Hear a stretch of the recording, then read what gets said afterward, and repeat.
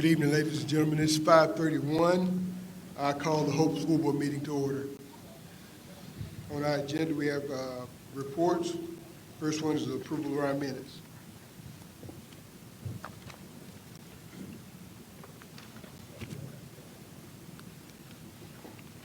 Make a motion that we accept the minutes as presented.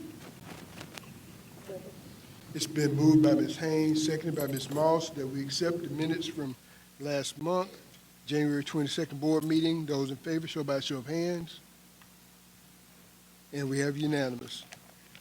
Next thing is the approval of expenditures.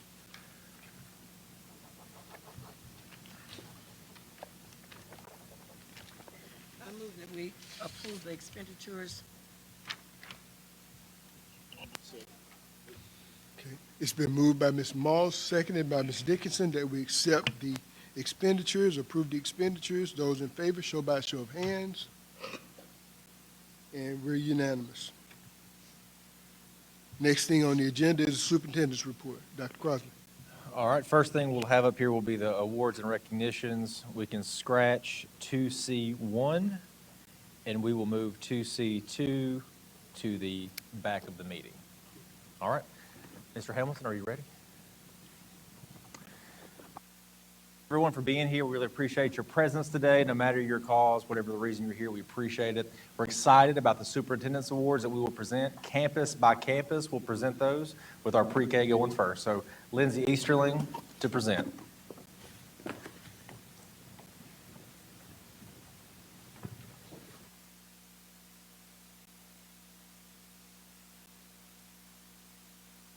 Hey guys.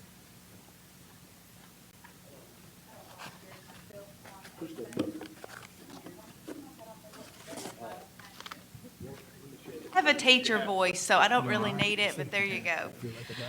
So every year, we let each teacher on our campus pick a superintendent's award because we want the teachers to have the input. So it's a big deal for somebody to get it at our school because they only get one pick a whole year. So this year for Room 2, the superintendent's award goes to Jackson Chandler. He has shown tremendous growth in a short time. He helps his teachers and cooperates with other students.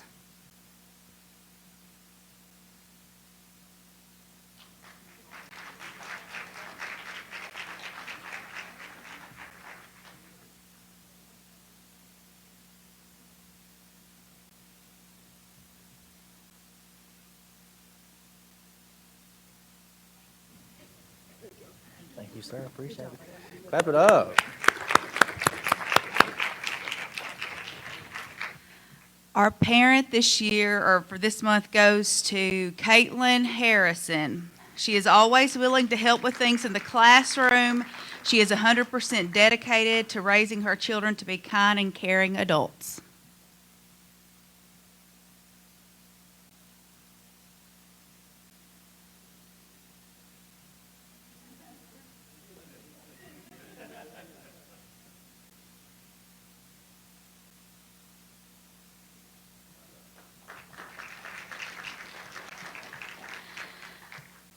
Our lead teacher is Sarah Young, and she could not be here tonight. She has taken a college class.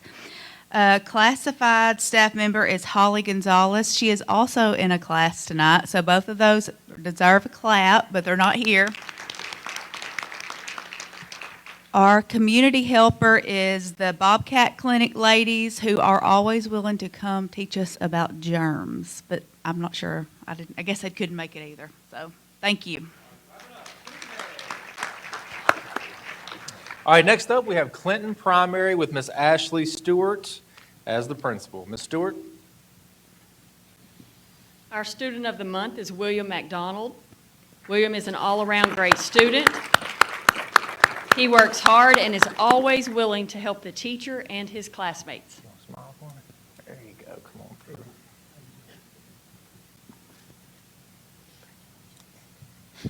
Okay. Stand right here. All right, very good.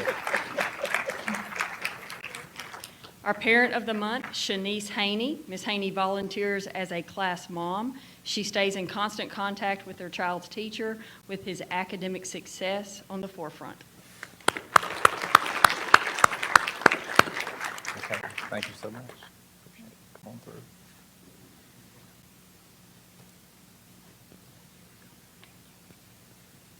There you go.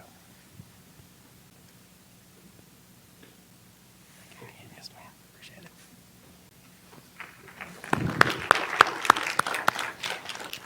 Teacher of the Month, kindergarten teacher Peyton Jones. Ms. Jones brings a positive and encouraging attitude every day. Her classroom is a community of learners where success is a standard. Yes, ma'am. She gives the true meaning to once a bobcat, always a bobcat. And accept it first, there you go. Let me say about you. Okay.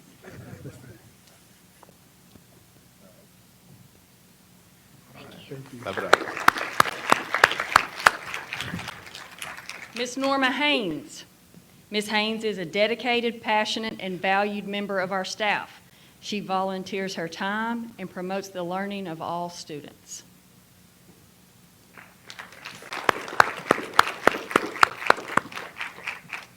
Community partners, we have 2 this month, Kiwanis Club and Lions Club. Thank you for supporting CPS staff members following devastating events. Come on down. You want to come? Maurice, you going to come? You coming down? Yeah. Yeah. Thank you, sir. Appreciate it. Thank you very much. Thank you very much. You got multiple roles tonight, you know? Come on through.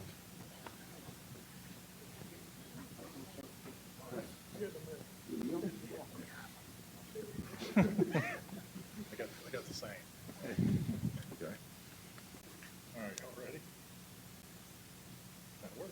All right, clap it up again.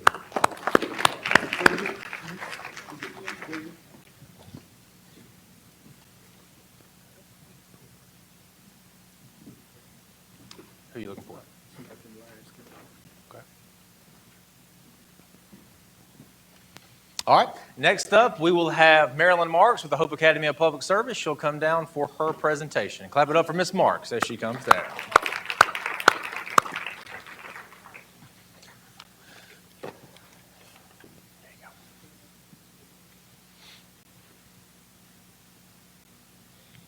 Good afternoon. Our student of the month is Emmanuel Garcia.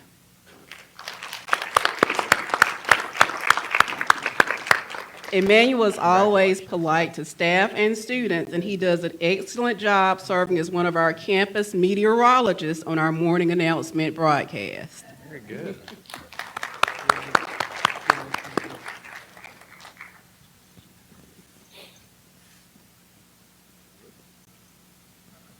Most important one.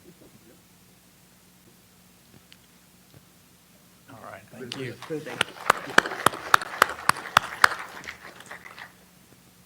Okay, our parent of the month always supports her child by regularly volunteering and attending all school programs, Miss Pamela Morrison. Congratulations. Yes, ma'am.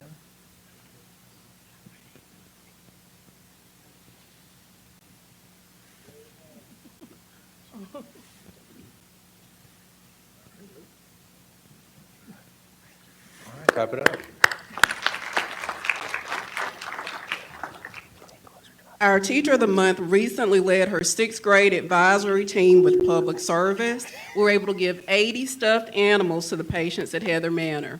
Miss Karen Duncan.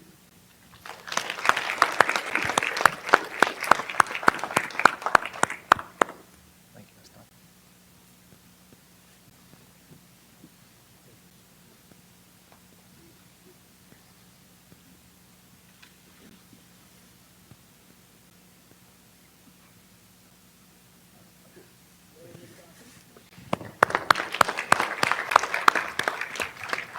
Okay, our classified staff member of the month wears many different hats on our campus. She always shows care and concern toward our students and is always willing to help in any capacity needed. Miss Linda Dunn.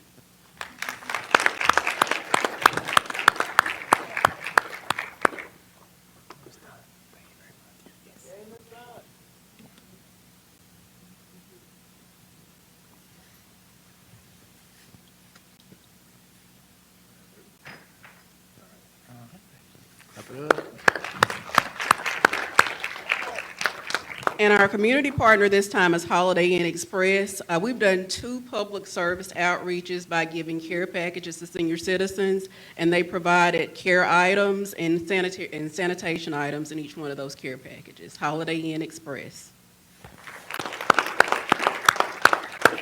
All right, next up, we have Burl Henry Elementary, represented by Kedrick Jones, principal. He is on his way. He was making sure all students arrived home safely after clubs today. So clap it up for Mr. Jones, working hard on a Tuesday.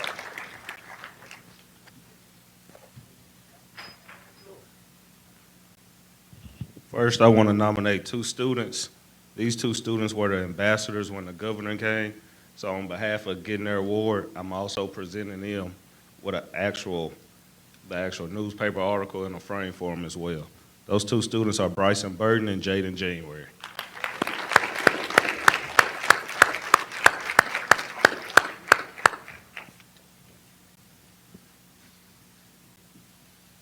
Thank you so much. Thank you so much. Where's that bugs out? Not today. Okay. Great job, man.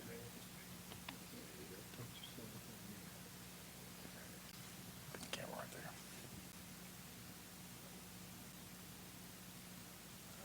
Clap it up. Next, I know the category says parents, but I want to do the family with the parent and the student as well, just because these 2 parents are really instilling a hard work ethic in their child as far as being a student athlete. They truly preach student first before athlete, and you can see it in everything he do across the campus, but it's Anthony and Stacy Herron and their son, Asen.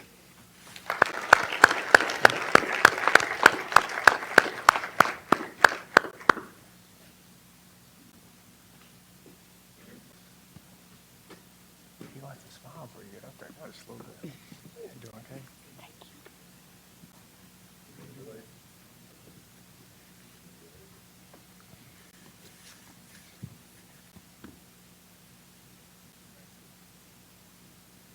All right.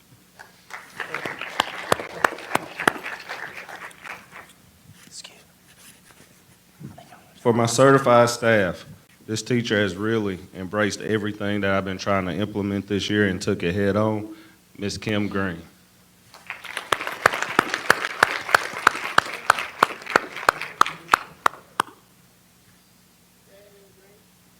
Hey now.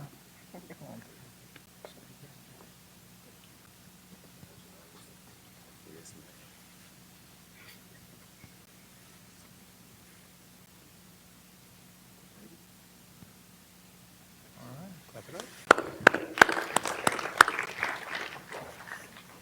My classified staff member, she has really came in and helped out wherever we needed. She see a need, she feel the need. Miss Dugan.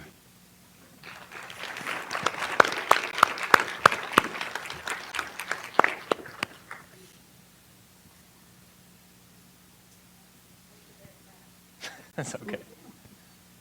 Congratulations.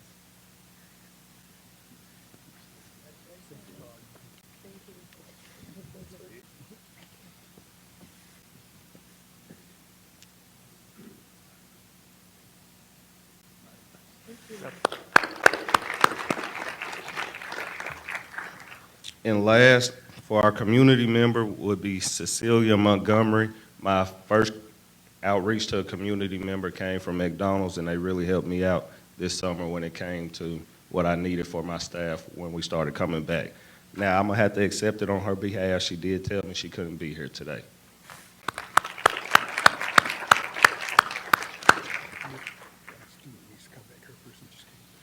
Okay, and back to the microphone for the second time, we have Miss Ashley Stewart. Come on back. One of my recipients has arrived, and I would like to make sure she gets recognized in front of everyone. Miss Norma Haynes, please come forward.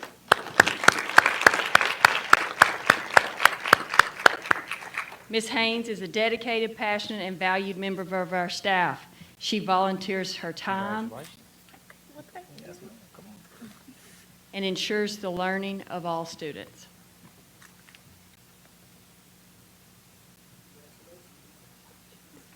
You gotta stay and take a picture.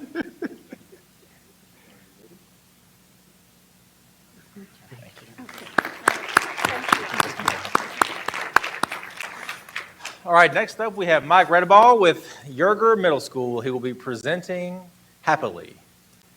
I know you do. Smile on your face. Good evening, Bobcat Nation. How's everybody doing today? Good. We all doing great? Okay, I would definitely like to recognize my student. His name is Kamarian Hudson. And as he walks up here, I want to talk about him real quick. This young man has grown over the last year more than you can comprehend, from someone who we've had to push along into someone who is a leader. And Ms. Dunham, next year you're going to really be happy for this young man, Kamarian Hudson.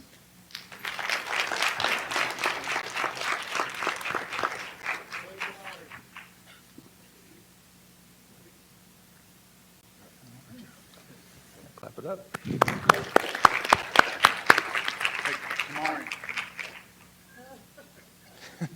Papers in my hand, I'm sorry about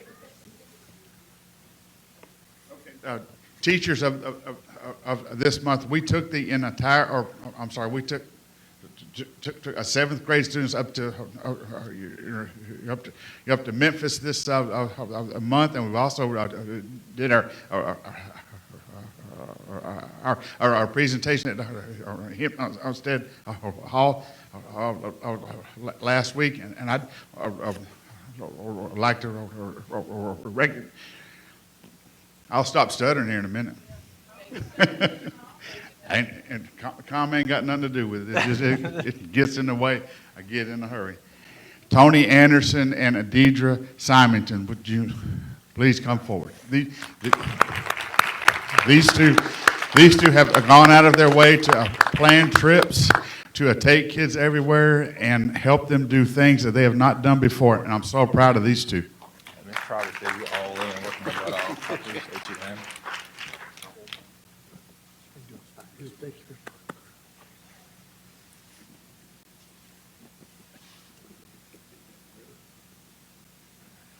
All right.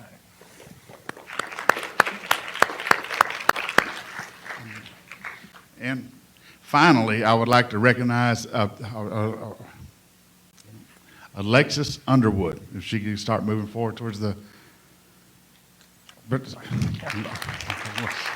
Alexis moved into math this year, and there's effort and things that she has put forward to help our math students daily, coming in and out of the room, understanding problems, working on it the night before so that she can help everybody get through, has just been an incredible growth. I'm so proud of Miss Underwood.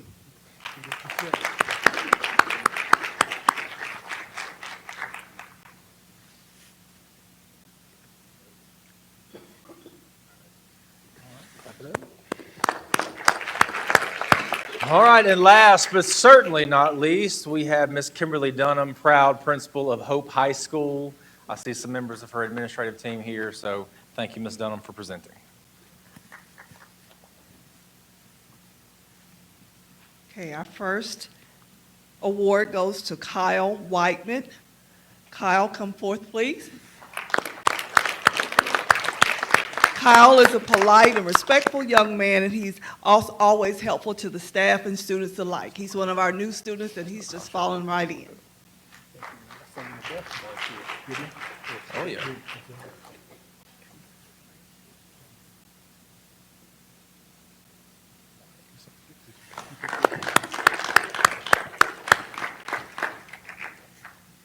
Our parent of the month is Chantrice Staten. She is always willing to help with things in the classroom, and she is 100% dedicated to raising her children to be kind and caring. She's not here with us tonight, but we certainly celebrate her, so let's just clap our hands for her. Our Teacher of the Month is Miss Becky Morgan.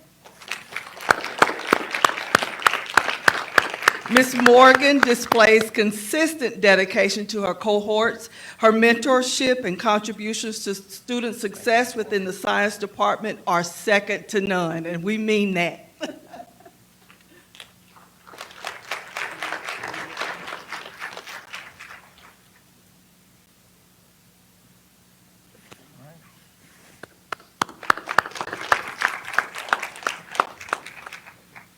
Our next recipient is Rachel Holt, our classified recipient.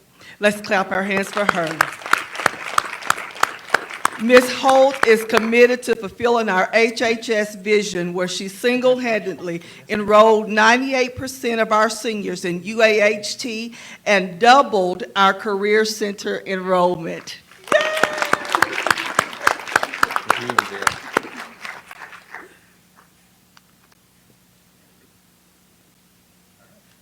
Clap it up.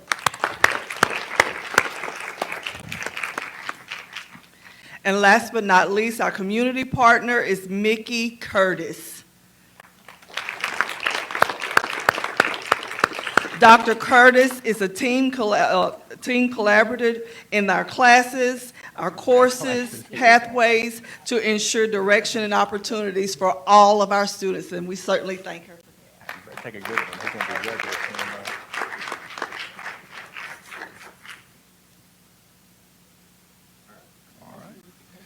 Clap it up one more time. All right.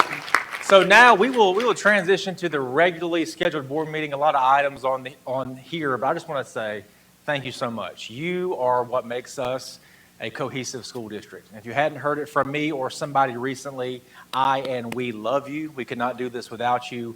We are a better community school when our community is involved. So parents, teachers, staff members, students, whoever you are in the crowd, thank you so much. If you'll give us 2 minutes, we'll transition to the regularly scheduled board meeting. You can stay if you would like to, or you can jump and run for the exits. However you would like to do it.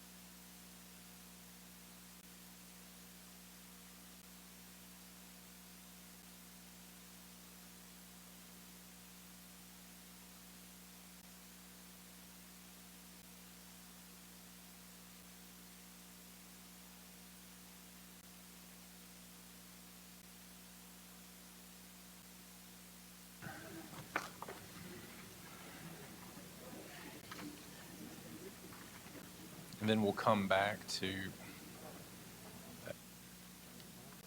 Okay, ladies and gentlemen, the next thing is our unfinished business. I'm sorry, we're going to do school calendar. All right, so this is an informational portion for any board member who's on the board and any community member. So we have the Personnel Policy Committee is working diligently with lots of work on the calendar for next year. So you'll see inside of the packet that I handed to you today, you'll see 3 calendar options. One will say option 1 traditional. One will say at the top of it, I believe it says modified hybrid. And then there'll be another one that says option 3. Okay, and so essentially what that is the 3 separate options that were put out to survey. There were a lot of survey responses. I want to say close to 500 survey responses, so a really high number.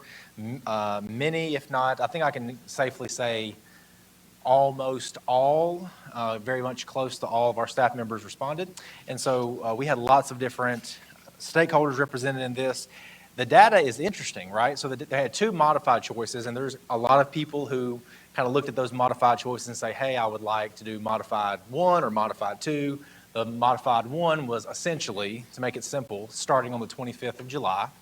The second one was starting on the 18th of July. And so obviously, you'll notice that's not the middle of August, right? The traditional version is the middle of August. Actually, this year is the 19th of August.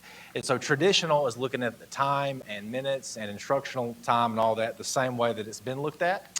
And so in that version, we would start on the 19th and I believe end on the 6th of June with some traditional holidays taken, Thanksgiving, Christmas, spring break, as it should be, and then some days sprinkled in there, parent-teacher conference, very similar structure that we have now. The modified 1 and modified 2 are eerily similar, but they have more flexible time, obviously, that can be utilized in different ways. So one thing you'll notice is that it starts earlier. So this is not a year-round calendar, okay? I know it's a misnomer that people put out there, hey, this is a year-round calendar. This is not technically a year-round calendar. This is a modified calendar. The modification is obviously how you use the time. And so if you're wondering, hey, what frame of reference do we have to look at?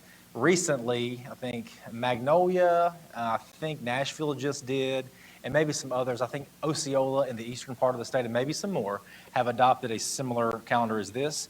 The advantageous part is twofold. The break is shorter in the summertime, so it's about 6 weeks and not 9, something like that. And then you have more periodic breaks throughout the year.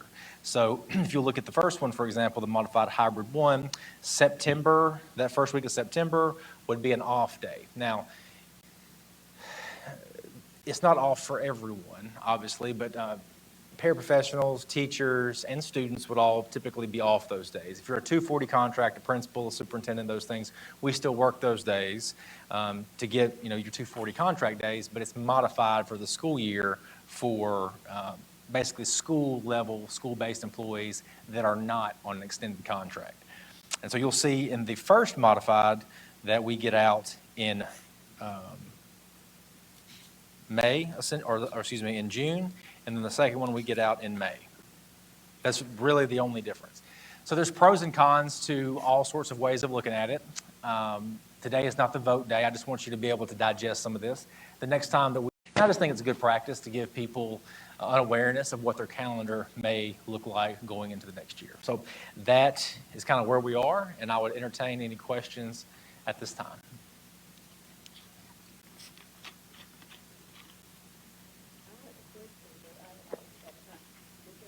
Yes, ma'am.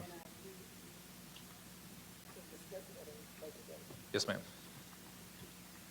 How does this work for any groups that have partnerships with the college, whether it's the CTE programs, the concurrent enrollment? Like, how is that going to change, if anything, what they have to do? So it probably will modify and change some things. I think Nikki already left, but it's a matter of how we work out student time in class. We have a robust partnership with the college, and that is a very serious consideration that we have to look at. And so while we start earlier or later from the college schedule, those periodic breaks in the course may look different for a student who is primarily at the college. So their out days may look different because their face-to-face enrollment is at the college predominantly. But that is a great question.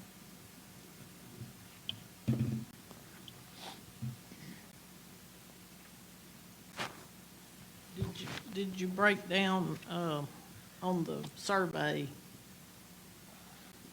like, did you look at how the teachers voted and how Yes. the public voted? Yes, so it's broken down, and I don't have that right in front of me. I'm so sorry, I should have printed that out in the packet. I could pull it pretty quickly. If we want to circle back to it a little later, I could easily pull that. But yes, that data was done. And PPC, I'll just acknowledge their work on this. There's been a lot of discussion, but it's been good discussion. And part of that is how different groups voted and the interest there, considering the need of the student. Because anything that we do, and we all know this, I'm preaching to the choir, but anything that we do has to take into account the needs of the student, right? So if we did have a modified calendar or schedule, how would we work to make sure we have supports for students who might really need 5 days a week at a schoolhouse or 4 days a week at a schoolhouse? And we'll think about that as we go forward. But yes, the short answer to your question is yes, it's broken down by employee groups or stakeholder group. I can, 100%, yes. Discussion or questions about this, we'll go to the unfinished business, which is reconfiguration. All right, so we had a large discussion, multiple months in advance here, looking at HAPS, Burr Henry, and Yerger, and how things look going forward. We discussed at length about the Garland building and just how the Garland building is deteriorating in terms of student usage. It can still be used for different things. I think we have some good life left in it, but to have 300 or more people in it every day is becoming more and more obvious that it's becoming problematic. And so the larger conversation became, how do we restructure that? How do we think about that? So we had some really good options on the table. We had the 258 situation, which was HAPS as it is currently constructed, moving to a different location, and then having Burl Henry and Yerger merging to be one campus, which is then comprehensively 5 through 8. So that, for a long time, that was kind of internalized. I think a lot of staff members internalized that. I internalized that. Different employee groups internalized that and thought about how that would look. Another option was the 5, 6, and 6 through 7, 5, 6, and 7, 8, configuration, which is obviously what Burl Henry and Yerger already are, but it's a matter of HAPS becoming a school within a school, a program within the school at both of those places.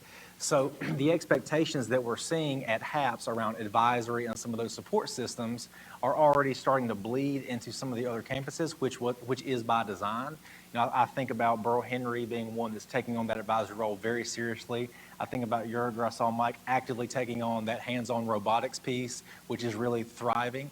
And so there are, 7, 8 years ago when HAPS was created, there was the innovation that was so needed. Looking back at the history of it and talking to people, some of you who are in the room, how we got to that point. And some of those things are starting to take hold in other campuses on different levels. And so it's a matter of allowing the HAPS magnet themes, which are public service and digital literacy, to exist and thrive and continue in both of those campuses while allowing the STEAM approach at Burl Henry and Yerger to continue and thrive. There's benefits to that from a financial standpoint. Obviously, you save quite a bit of money doing that.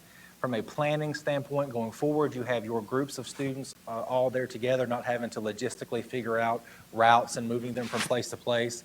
So there was that.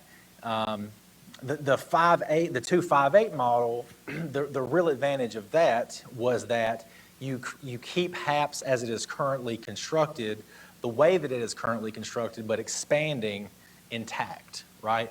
And so if you did a 5, 6, 7, 8, you change some of that structure, but I'm telling you, we have to keep the ethos of that, which is that college readiness, public service, digital literacy piece, which is so vital to its culture and so vital to the staff members thriving and enjoying that, and then in turn, vital for the students on those campuses to enjoy their experience. The big, in addition to the financial benefit, which is obvious, and we had a work session and Ms. Flowers presented on some of that, there is the cohesion aspect that I think is important to think about as well. So we really have to, the community really has to think about how do we want to be structured going forward to be set up to go to the next phase, go to the next level. And we are starting a lot of wonderful, and not just starting, like we're in phases with programs that are, just to be quite honest with you, kicking butt in every single way. I mean, we have a wonderful soccer program. We have a wonderful band program. Our robotics program is going to Worlds. We're flying drones in our middle school. We're doing videos in middle school that we're going to, hopefully next semester, broadcast throughout the entire district. We have so many wonderful partnerships on all these levels that we want to continue to capitalize on. And so the question we have to ask ourselves is, how can we become a cohesive unit moving forward that optimizes not only our financial capital, which with Arkansas Learns Act, we know we have to be fiscally responsible. That's just a given. The second part of that is as a community. So I believe that there are actions and things that we could do as a community that could signal to the community that we are invested in every single child every single day. And while I believe that that's always been true, 100%, I think by maximizing the spaces that we have and having students all in one location could do that in a different way. The last option that we discussed, although not as vigorously, was the the reconfiguration that takes elementary school into consideration. So I don't see Ashley Stewart here. There she is in the corner. So we haven't even really gone down that pathway too much, but essentially the idea of reconfiguring elementary, which then is a ripple effect throughout the entire district. So how do we treat pre-K through first, second, or third differently as a set-aside versus how we've done it currently, which is a really large elementary school with 900 kids in it? Nothing wrong with that by any stretch. But how do we prioritize literacy, maybe pre-K through second, look at third through fifth a little differently, sixth through eighth a little differently, and then the high school, which would be structured similarly, but maybe a different component for ninth grade.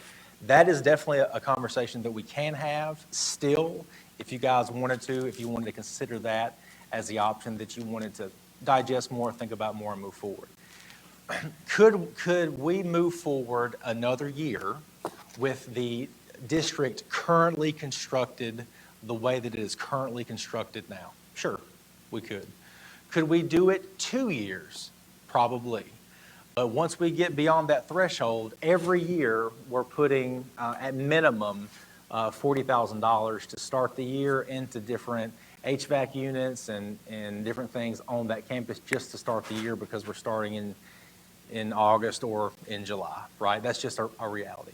And those sorts of things are going to continue with the sewer system we have there and just the wear and tear of having 300 people on that campus every day. So those are kind of the options that you have before you. I know this is not the first time we've talked about this. We've had work sessions on it. We've had community meetings about it. We've had surveys about it. And so a lot of people in the community, if you'll refresh you on the results, looked at 5, 6, 7, 8 as being a positive they could live with. 2 5/8 as being something that has certainly been on the table. The last option conceptually was one that people hadn't really digested yet. So I feel like if the board feels it prudent to go down that last route, I would not want to do that next year by any means. I think more time would be needed on that. If we wanted to go one of the 2 other routes, I feel like we could and would be ready for the next school year if the decision was made from the board on that. So I could talk about this at length. This is something that, while I still have the floor, I'll be brief. It's something that I don't take lightly and consider lightly because we have, HAPS is a school that has a B rating, right? It has a B rating, dang near an A rating. It's a wonderful campus. It has wonderful teachers. It has wonderful classified staff members, a great principal, and really invested community partners and parents. And they have deservedly had a lot of credit for that. There's a lot of wonderful innovation associated with that. The thing that I am also mindful of as superintendent of all schools is that Burrow, Henry, and Yerger also have those wonderful things. And then in the larger conversation in the community, sometimes those things get lost. And I truly believe that if you take, and this, I looked at the results, and obviously I am not the commissioner of education or the person who calculates scores, but let's just go down this path a little bit. You take the scores from HAPS and those students who are HOPE students, and then you look at the 5th and 6th grade and the 7th and 8th grade with the students that we have at Burr, Henry, and Yerger, our campus's letter grades immediately go up as well. And so if you're looking across our district, we have this divide that we've created with this additional option, which is okay. I understand how we got here. But what I'm tasked with and what we're tasked with as a board is thinking about where we go together in the future. The staff at HAPS is great, and I truly believe that they could work well with any principal, any staff on any campus in the entire district or the entire state of Arkansas. Ms. Marks, I'll just compliment her really quickly. When I was having some of these conversations earlier in the year, all of the HAPS staff members were just so adamant that they don't care what happens as long as I'm with Marilyn Marks. And there's a real sense of community. And so I feel like I want to do justice to the conversation that I've had with HAPS specifically because and Marilyn, please correct me if I misstep here, truly. Feel free to correct me if I misstep. But I feel like it's about the community that has been built there that in their mind is something special and different. And so being protective of that community and being protective of that feeling of home is something that I want to honor if we decided to do a transition. If there was a transition, that same feeling of unity and home has to be harnessed and grown upon largely on the campuses and also within the programs that we have, namely, the digital literacy and the public service pathway. So I know at the community meeting, we had, Mr. Radaball and Mr. Jones both stood up and had some kind of riling remarks about their campuses and how proud they are of their campuses, along with some community members. And we've had a work session with some community members and media. And where I guess the big picture here that I want everybody to understand is that I truly see a pathway where some of the problems that we've had and that we have as a district, that we have self-imposed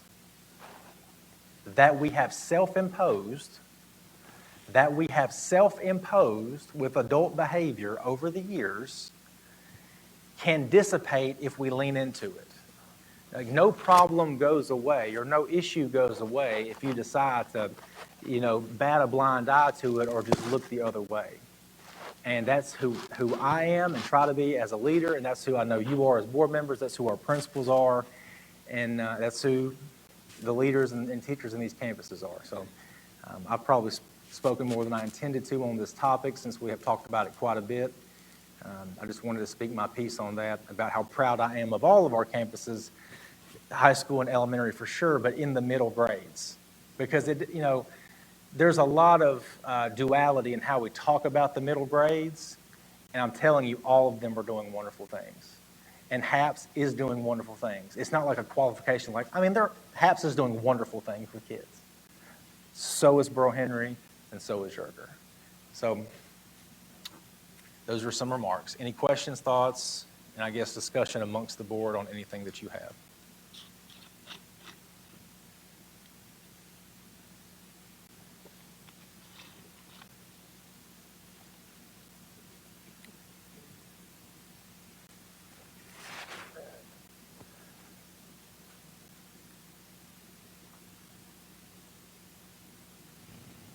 Well, let me start the discussion off. When was the survey taken, Dr. Crosley? And I just ballpark, I don't really remember. January, a couple of months ago, something like that. It's quite obvious that Garland, the future of Garland, and the building itself is an untenable situation going forward for whatever that time frame might be. So we have these options that folks weighed in on, certainly at the community meeting and the survey and our work sessions and so on. The thing that concerns me, I'm willing to make a decision, or tell you what my thing would be in regards to that, and that we go forward with that decision, or however the board would vote.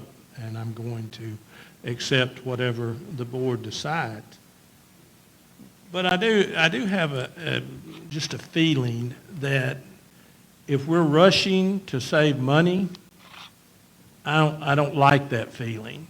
I think the prudence in this situation would be, let's decide what we're going to do and delve into all of the issues that our staff are going to undertake, the students, the parents, the entire community for that matter. I'm not saying that we stay at Garland, and I'm not saying that we don't pick one of these options. But I do think that, as I said, it's a prudent thing to do to take this a little slower, and a year from now, whatever time frame I'm assuming this board wants to put on that, and I'm perfectly satisfied with taking next year. You just made a comment that we could continue. But let's set a date instead of rushing into this, and I know this is not a popular opinion amongst the board, but I think it is more prudent to get as many i's dotted and t's crossed over the next year with our decision of how we're going to do it going forward. And that's my only comment. I would certainly agree with the will of the board, but that's just my personal opinion. And I'll speak to the financial piece. As I mentioned, kind of one of the first comments, we are in a good financial position, and I believe, and we are, I mean, it's not like I believe, we are planning to stay that way. That's the easy part of school business in some ways, is planning out the budget, right? So we are in a good position now, and we will continue to be, but the issue comes in down the line, right? And setting ourselves up for success down the line. So if it was the will of the board to wait or to decide a different way, we could certainly do that. It's just a matter of really getting that conversation out there and knowledgeable and people knowing about it. That has mattered to me on this. So we could go at the will of the board in terms of speed. Well, again, it's obvious we're going to have to decide how we're going to do it, and I'm all for that. Mm-hmm. I just don't know what's around the corner if we rush, and that may be a poor description on my part, but I'm not sure whether it's going to be worth it. That was a very lively community crowd we had that dealt with this. If we did a survey in January and we had the community get together earlier this month or the end of January, I believe that I'm okay with what we decide to do, and let's set a time frame. I'm just not agreeable at this moment that the time frame needs to be next school year. So that's my only input. Actually, from the choices we have, frankly, I guess I could lean either way, but I'm okay with any of them because those are our choices, and we're going to have to make a decision. I just would like to get a little more underpinning with the time frame that I spoke of. And so we had a work, and I don't mean to speak so much on this, but we had a work session and talked about some of these things. We could, and I'm not trying to put more work on principals or anybody on this. I could certainly gird a lot of it, but if we wanted to do something like that and roll it out differently, we could have update sessions where, I'm talking more about kind of the 30,000 foot and some of the budgetary things and working with Misty and our assistant soups on staffing. And then principals could talk about some of the transitional things, and my staff could talk about some of the transitional things with teaching and learning and with curriculum. I think, however the board feels comfortable, and how you can stand by your decision and what you feel that you should do is important. And this is not something where there's a hidden agenda this way or that way. I feel like we've been pretty kind of straight up about it, and I've voiced an opinion as well in a straight up fashion, I believe. It's just kind of where we are. So maintaining the essence and community of what HAPS is so vital, and you do that with people. You do that with people. And so if a transition on a different timeline is more agreeable and we want to consider people in a different way, doing that, I can live with that as well. I know there's some other discussion on the board, so I will discontinue my thoughts.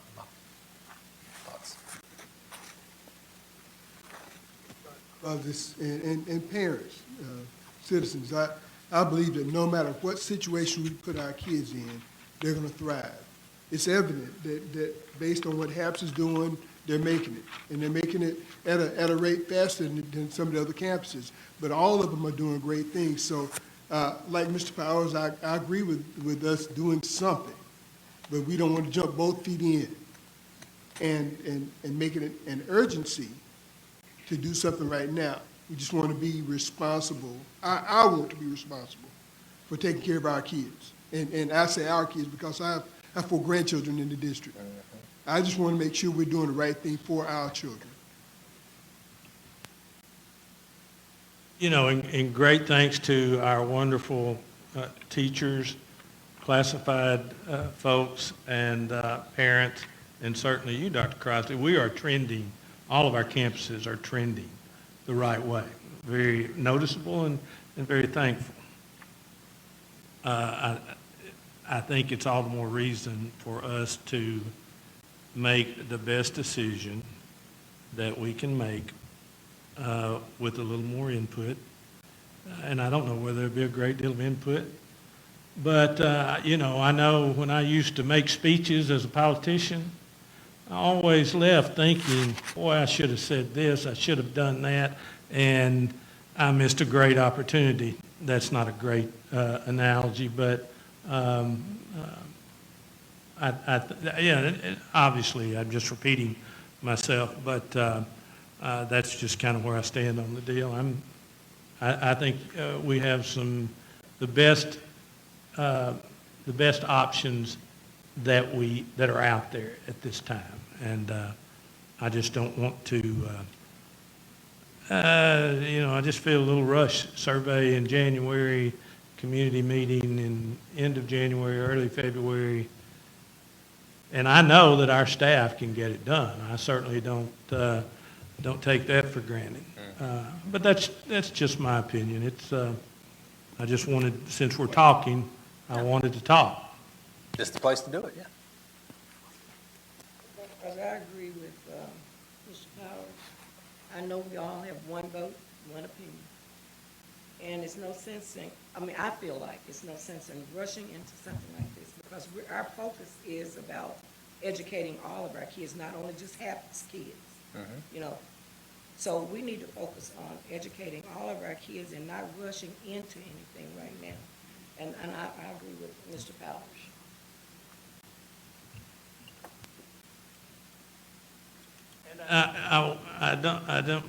I may have mischaracterized rushing, but it's a little bit quick.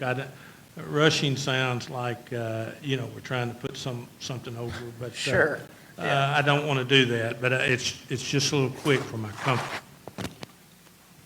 Okay, I will say why I don't think that's the best idea, personally.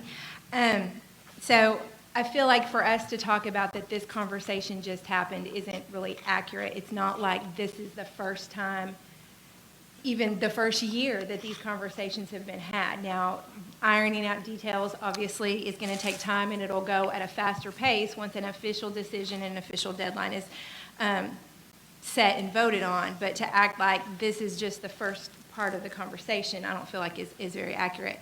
I think back to the first year of HAPS, and if you can ask any principal, any teacher in that building, the most uttered phrase was, "We're building the plane while we fly it." And while it's not always the funnest or the most fun situation to be in, they made great progress that first year while figuring it out. And so for us to act like we have to have every detail to the nth degree laid out on a piece of paper before we start, I feel like that's a lot of times when plans die, because we just plan it to death.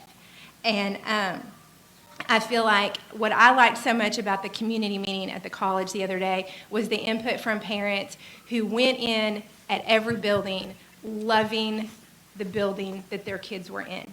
There were parents in there who love their principal at every building that we were talking about. There are kids in there who love their teacher at every building we were talking about. There are staff that loved the people that they taught with at every single building we were talking about. And that's where it starts. And so that's what we've already got, is we've got people with buy-in, not for the building that they're in, but that the people that fill that building. The people that care about their kids, the people that care about each other, the people who are leading, whether with a title or with not. And so we've already got that part covered. But what I also was very interested in was more the parents who went in loving the building their kids were in, but also really appreciated what was going on at a different building where their kids were not. I loved the parent who was a HAPS parent who got up and said, "I feel like my kid might be missing out by not being at Yerger because this cool thing is going on at Yerger." My kid doesn't have the opportunity to do that. I love those conversations were being had too, because those parents really see there are good things going on at every building. And while we've hopefully always been really good about championing the one that our kids were at, we haven't always done such a great job campaigning for the ones that our kids were not at, because we just didn't have the information to know. But I also feel like, just like that parent specifically said, I feel like my kid might be missing out because they're not in whatever building, X, Y, or Z. If they're missing out now and we push this for another year, they're missing out for a whole other year. They're missing out on a robotics program. They're missing out on an activity or a leadership thing or a facility or a teacher or whatever. They're missing out on a whole nother year. So I don't see why we would want to put that off for another year, because if it's good for kids and the building is not great and sustainable, like, we would love to think that the plumbing is going to last for another year, but we don't know. We don't know that there can be a massive something happen and there's going to be an emergency move, and that's not going to be good for anybody. And so I feel like if we've had conversations up until now, even though they're not all fully formed, they're not all fully developed, and there's still a whole lot of work that we recognize would have to be done at a principal level, at a teacher level, at a grade level, at a subject level, and all of these other things that they've started, they've begun, and, teachers modify and adjust for a living. Like, that's always been, the thing that they do. They can figure out how to do this in a shorter time frame. And I feel like we're doing a disservice to kids if we say it is better from a community level to unify our community. It's better from a student level to unify our students. It's better from a program level to give more kids an opportunity to better programs and better instruction. I don't see why we would wait another year to do that.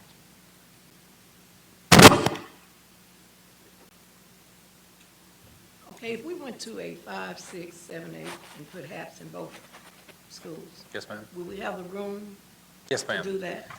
Yes, ma'am. Okay. Yes, ma'am. So we have about 450 capacity at Burl Henry easily, and then about 500 at Yerger. I think the real capacity is probably about 450 and 400 comfortably, and we would be well under that. We would be around 315, 316 at each campus.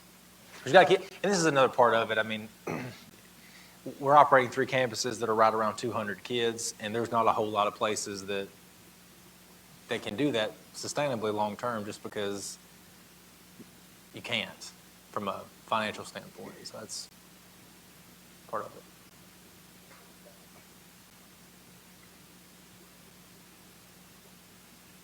it. Okay. Most of y'all in this room know how many years that I've got invested in Hope Public Schools and how much I love this district and this community.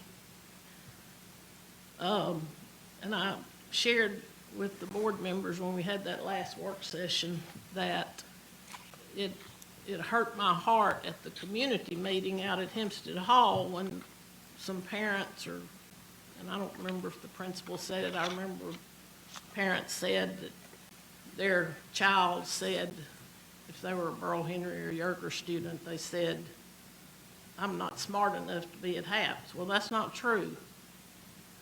That's just not true. All of these, like we've all said, all of these schools are doing good things.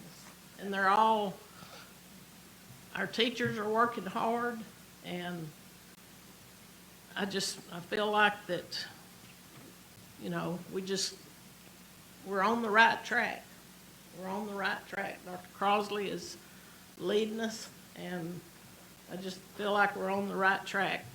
I also feel like that we have talked about this for 2 or 3 years, and I think we need to move forward.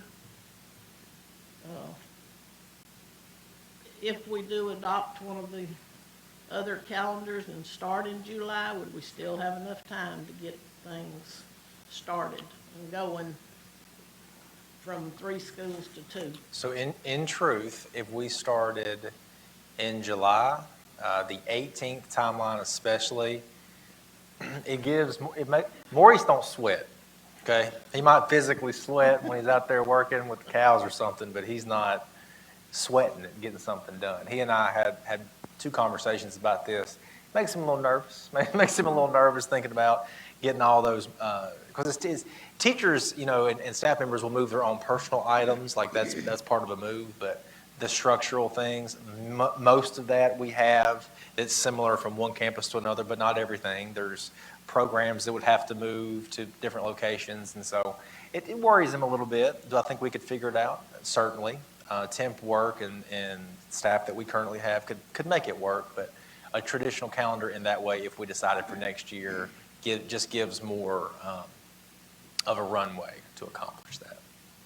But again, I want to be very clear. I don't want to rush the board in any way on this, and I don't want anybody in the community to rush the board in any way on this. You represent the community, and this is a decision that you have to live with and that we have to live with as a community. The facts are there. We have the hard facts on these things, but we want to do it in a way that's responsive and good for everyone. I can see it both ways. That's the interesting part of this. I do see Ms. Haynes' point of view, because we'll be having a similar conversation that we're having now next February.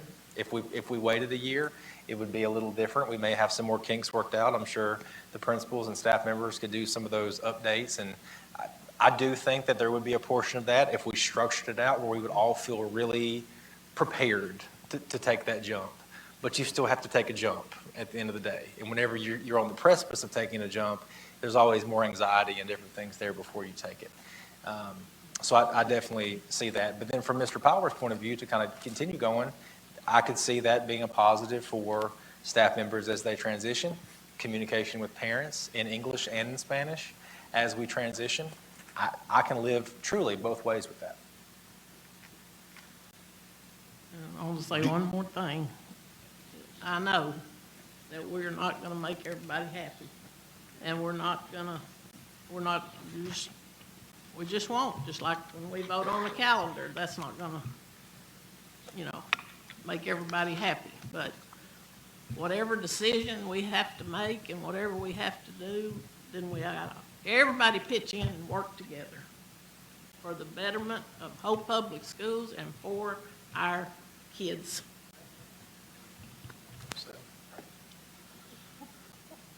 Dr. Crosby, are you wanting a decision tonight?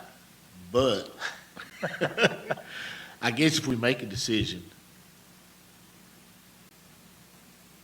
we don't necessarily have to fulfill it by this up and coming school year. Or would you rather just? No, that's correct. But we can get a decision made. You are not backed into a corner here. Okay, you can approach this however you want to. I will say though, it's February 20th, and so when we're talking about preparing and getting ready for the next school year, I think soon, whatever the case may be, soon as in today, soon as in tomorrow, would be, ideal, so that Ms. Marks can plan, and then Mr. Redeball can plan, and Mr. Jones can plan, and then our curriculum team can plan, and that you can plan, and parents can plan, and there's a ripple effect from the decision for sure. Whichever way, however we want to do it. Or do nothing.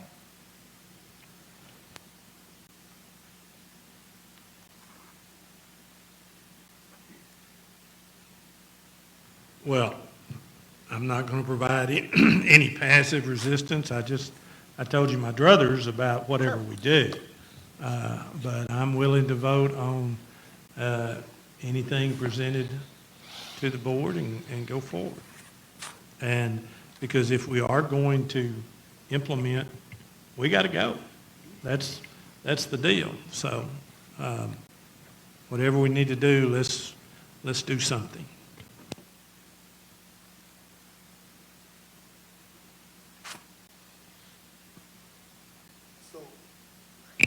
My question is directly for the board. What is your pleasure? I already know, kind of know what direction I want to go in. What is your pleasure?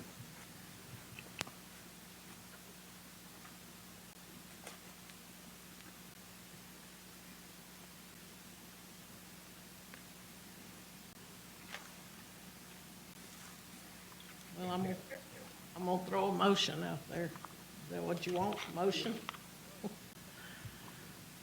I make a motion that we move the HAPS campus and keep it together at Earl Henry or Yerger, however that works out.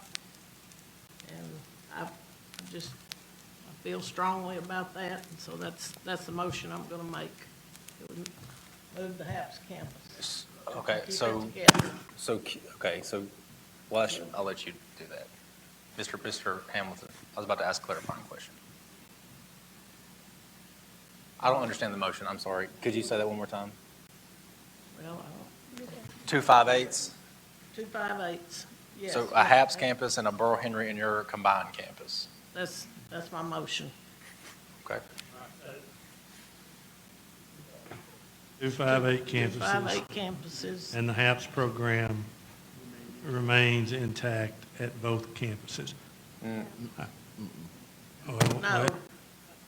HAPS at one campus and 5, 6, 7, and 8 at another campus. Don't, So, we talked about half, that will impact.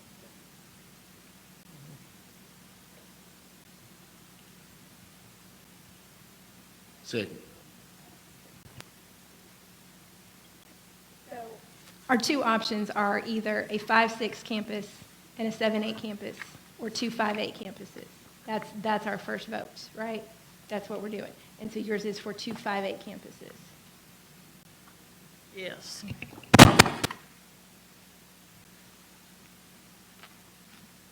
My understanding from Ms. Dickinson is that we have 2 5-8 campuses moving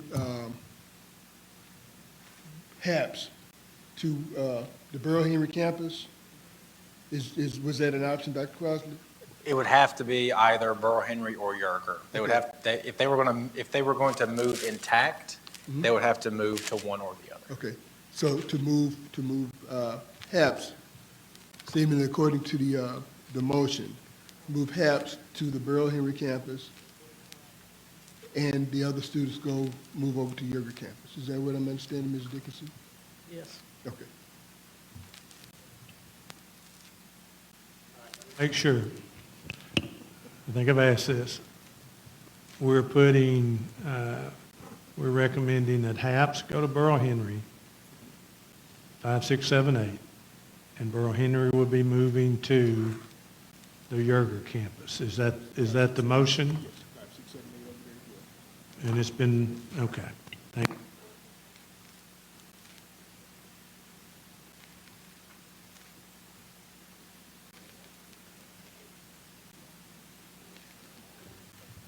There is a motion on the table. Did somebody second? Okay, so it's been moved by Ms. Dickinson that we have a HAPS move over to Burl Henry campus 5 through 8. The remaining students that were at Burl Henry move over to Yerger, become a 5 through 8 campus at Yerger. And it's been seconded by Mr. Courtney. Do we have questions from there? Yes, ma'am. Okay, moving all students to Yerger, 5 to 8, is that what you're saying? Because I don't want to vote on the whole thing. No. I want to make sure I understand. 5 through 8 HAPS will be at Burl Henry campus. I understand that. 5 through 8 Yerger will be at the Yerger campus. So there'll still be a separated dividing line between the two 5 through 8 campuses.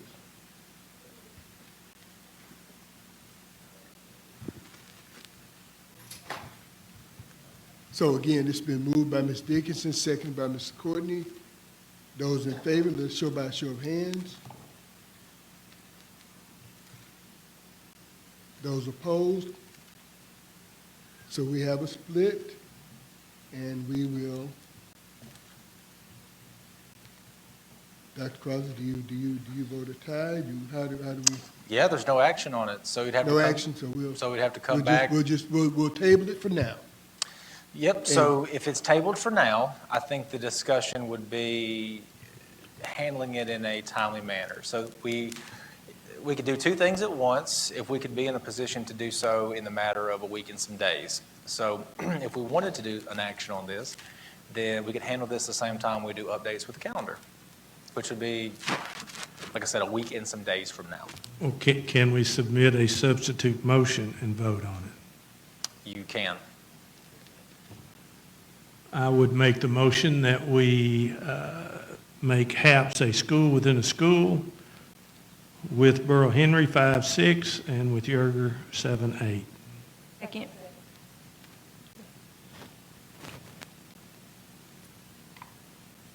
Modified motion on the table. Mr. Powers has made a motion that HAP become a school within a school, 5-6 at Burl Henry, 7-8, and Ms. Moss has seconded. Those in favor, by show of hands.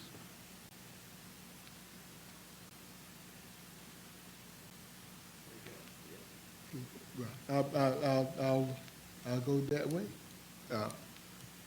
Because, and the reason that I can go that way is because it's for the sake of our students. It's for the sake of our children. I don't care about what the parents think. At the bottom of all of this stack of paper, it's all about our students. So, you know, we just need to take care of our children. So, those in favor, four, Now, a question that goes back to what I talked earlier, this time frame that unsettled me somewhat. Do we make that decision? We haven't addressed it with a vote, or do we need to You do. make a vote with that? You do. Well, with that being said, since we have made, the board has voted in favor of the school within a school at both Burl Henry and Yerger, I would make the motion that we make it in line with the opening of the school year, which would be a year from this next one. So we're talking 25, 26. That would be That- 20. That would be my motion, and spend that time trying to get as far down the road as possible with our planning and for our staff, students, parents, and the community. That would be my motion.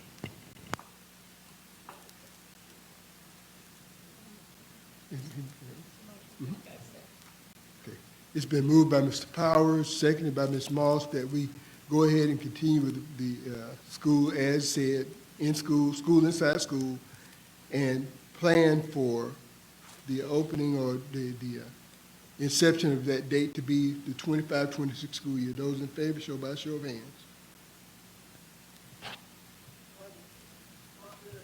25, 26. No, not this August, the next August. Yes. So, okay. Those in favor, show by show of hands. And those opposed? So, and again, we have 4 for and 2 against. So, the motion carries. Okay.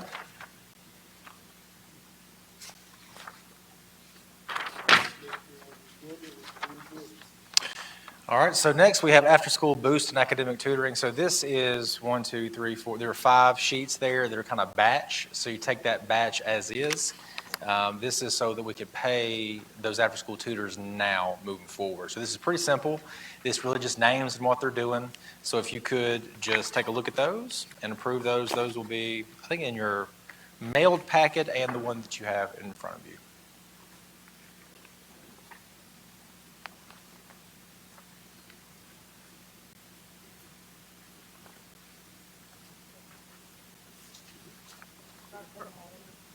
You can take them in batch. Yes, ma'am.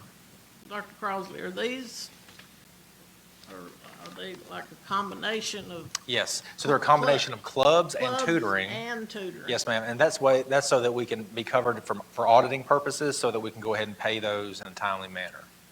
So Ms. Benita is waiting on these so we can go ahead and move forward. So it's on club tutoring, and before we're approving at the back. Yes, there's 5 different schools. It's the assignment and the schedule of who's tutoring what, whose club is responsible for what. Has this started yet? Yes. If I'm in order, I move that we accept the after-school boost and academic tutoring in a package as all schools. Second. Ms. Moss, seconded by Ms. Dixon, that we take the after-school boost and academic tutoring programs in a bulk package. Those in favor, show by show of hands. And we're unanimous. Security quotes. All right, so this is this is the second big batch of spending with the safety and security money. So this is for a video security quote that will be for all of our campuses. We started with just the high school, and then we got quotes for all of the campuses, so that you'll see those quotes there. And KLC is the new group that we're using for a lot of our security updates instead of Progressive, and we've been very impressed so far with their support. Can we take those together? Yes, and you can take those together. Make a motion that we accept the KLC video security quotes. It's been moved by Ms. Haynes, seconded by Ms. Moss, that we accept KLC's video security quotes. Those in favor, show by show of hands. And we have unanimous.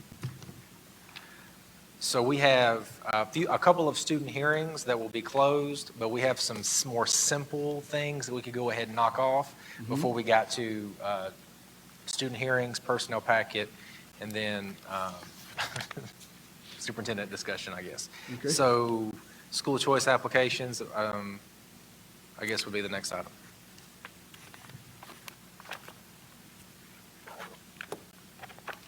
School choice application without naming the student. And you could take those in batch. It's a family Okay, who's two never batch. really went here. They were literally in another school district, but they had to do choice paperwork for Okay. school.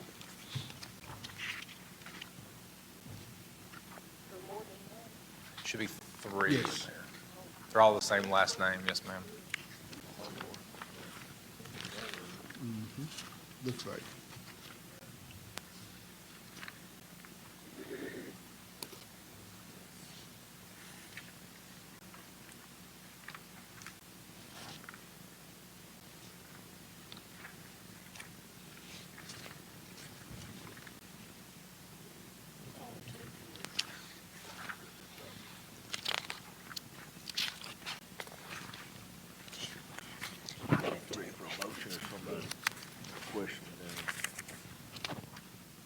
Mr. President, I make a motion to accept the school choice application. By Mr. Courtney and seconded by Mr. Powers, that we accept the school choice application transfer. Those in favor, show by show of hands. And we have unanimous vote. Facilities rentals. All right, we've got 4 different ones with different recommendations for all. So you'll see the first one, which is outlaw baseball. That has been recommended for denial. So it got through the process and all the way up to the board. But I wanted you to go ahead and take a look at it. The athletic director and I had a lengthy conversation, multiple conversations about this. This is not really benefiting or serving our kids, and this has been recommended for denial from The AD? From the AD? Okay, I'm sorry, what the AD denied. denied? well, just in conversation, and I'm in agreement at this stage, so I'm recommending denial. We recommend denied. I recommend that we deny the indoor facility request. Okay, it's been moved by Ms. Haynes, seconded by Mr. Courtney, that we deny the first facilities request for Sundays only. Those in favor, show by show of hands. The vote is unanimous. All right, next up is the Phoenix Group. No one has been able to make contact with this request, nor do they know who this person really is, and somebody on the board may. I don't know, but we haven't been able to make contact with this person or talk through the request. So at this juncture, this is a recommendation for denial. I recommend that we deny the Phoenix Group facilities rental request. It's been moved by Ms. Haynes, seconded by Ms. Moss, that we deny the facility request from the Phoenix Group. Those in favor, show by show of hands. And unanimous.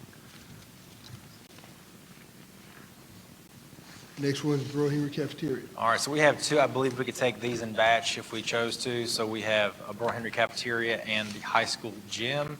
Both of these have been utilized in the past and it's been through the chain of command on all of these, from principal, facilities manager, athletic director where it's appropriate, all the way to me with all approvals. So I'm recommending that both the Burl Henry Cafeteria and the high school gym request both be approved at this time. I make a motion that we accept the two facilities rentals request for the Burl Henry Cafeteria and the high school gym. Okay, it's been moved by Ms. Haynes, seconded by Mr. Courtney, that we accept the Burl Henry cafeteria request and the high school gym request. Those in favor, show by a show of hands. And the vote is unanimous. All right, the next, well, I guess I'll. Yes, sir, go ahead. Okay, so the next item would require a signature, but this is a re-upping of 5 years ago, so you'll see the details of the situation in writing there. The resolution that you see in your packet is literally almost verbatim the resolution that we adopted 5 years ago. This is just so this employee could continue working with us because there was an extraordinary circumstance that popped up. They've been an upstanding employee, and if there's any specific thing related to this, they would need to be in closed session, but if there's a general vouching or a general conversation, I think Mr. Henry could speak to it, if needed.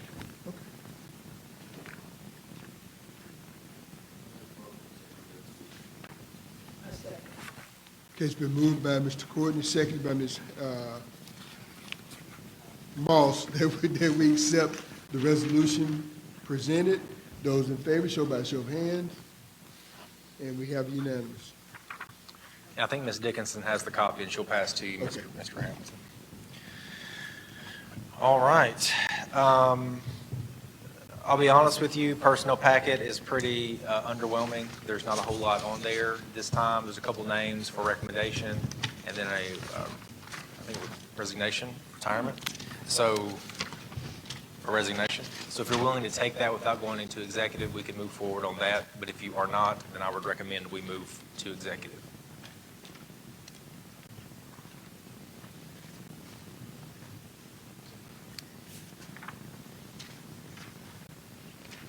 If there are no questions about the personnel packet, I'll entertain a motion.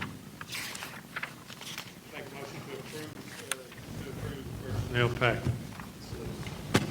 It's been moved by Mr. Powers, seconded by Mr. Courtney, that we accept the personnel packet as presented. Those in favor, show by show of hands. And we have unanimous.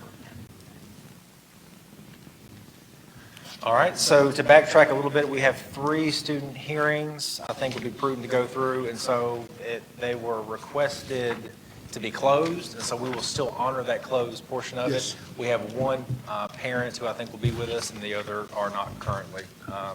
So if you are not, well, The student be placed in the hub program for the remainder of the school year and return back to Hope High School at the beginning of next school year, whatever that is.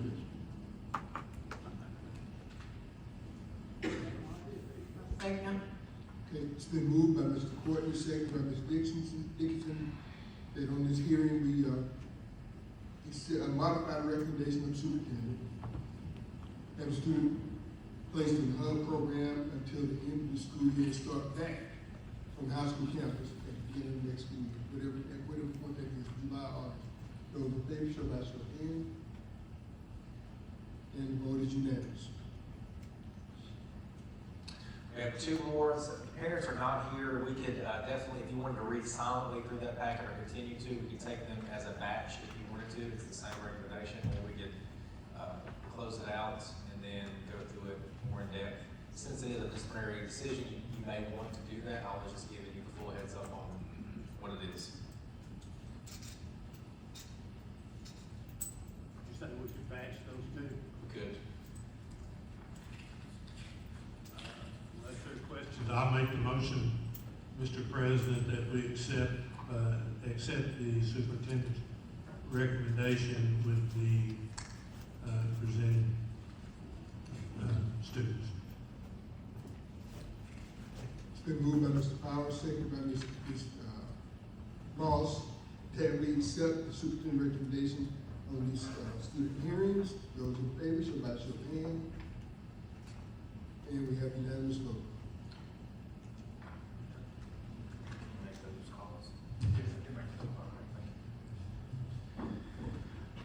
All right.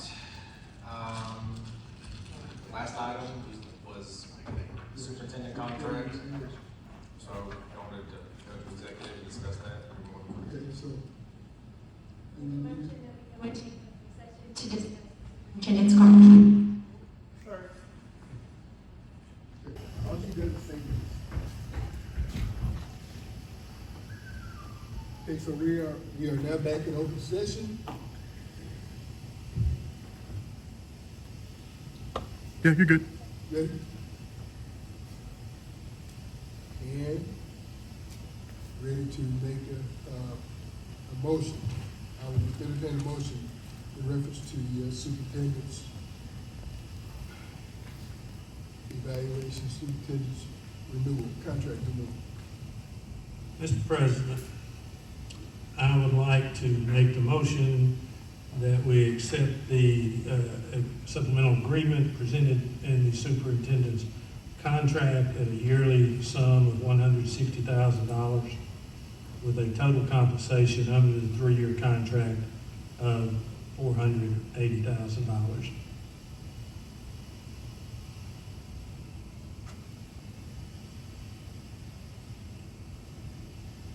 And additionally, just as the supplemental agreement to his contract is presented, without any amendments or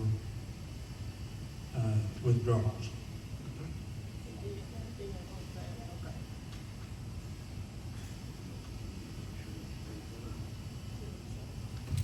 And just to clarify, to continue the other stipulations, stipends, and other language of the previous contract.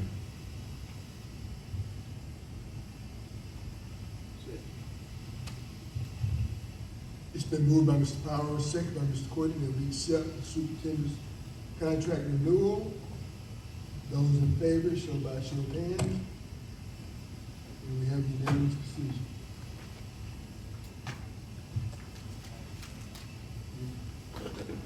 If there is nothing else to bring before the board, we will consider ourselves adjourned.